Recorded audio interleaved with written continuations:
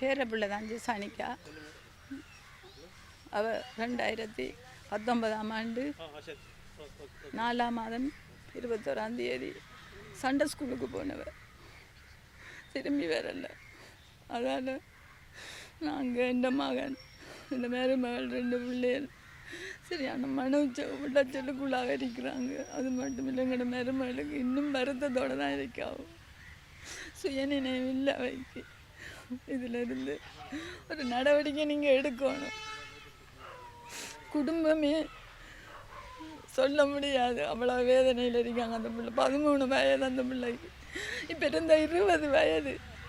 எங்களுக்கு அந்த துயரத்துலேருந்து இன்னும் விடுபடலை. மிச்சம் எனக்கு கதை கேளாது, அவ்வளோ வேதனையாக இருக்கு. அதை விட கேளாம இருக்கிற மகன் இன்னும் கண்ணீர் தான் சிந்தித்திருக்காரு. 30க்கும் மேற்பட்ட உறவுகள் அந்த தேவாலயத்திலே கொல்லப்பட்டிருந்தார்கள். அவர்களுக்கான நீதி இதுவரையும் கிடைக்கப்பெறவில்லை. குறிப்பாக என்னோடு பழகிய பிரசிடென்ட் என்று சொல்லப்படுகின்ற எனது அயல் வீட்டுக்காரர் ஒரு விஞ்ஞான பீட பட்டதாரியாக வெளியேறி ஒரு கல்விப்புலத்திலே சிறந்த ஒருவராக வரக்கூடியவர். அவரும் அந்த தாக்குதலிலே வைத்தியசாலையிலிருந்து தன் உயிரை மாய்த்திருந்தார்.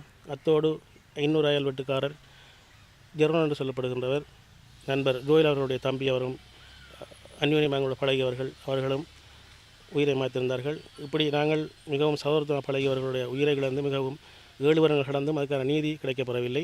குறிப்பாக காலம் தாழ்த்தப்பட்ட நீதி என்பது அது ஒரு தேவையற்ற நீதியாகத்தான் இருக்கும். ஆகவே இந்த அரசாங்கத்தை பொறுத்தவரையிலே மிகவும் சிறப்பாக செய்து கொண்டிருக்கிறார் சொல்லுகிறார்கள். அவர்கள் வருகின்ற காலங்களில் இந்த ஈஸ்டர் குண்டுவெடிப்புக்கான சூத்திரதாரிகளை கண்டுபிடித்து அவர்களுக்கான தண்டனையை வழங்க வேண்டும் என்று நாங்கள் உறவினர் சார்பாகவும் பாதிக்கப்பட்ட சிறப்பு சார்பாகவும் ஒரு கோரிக்கை முன்வைக்கின்றோம்.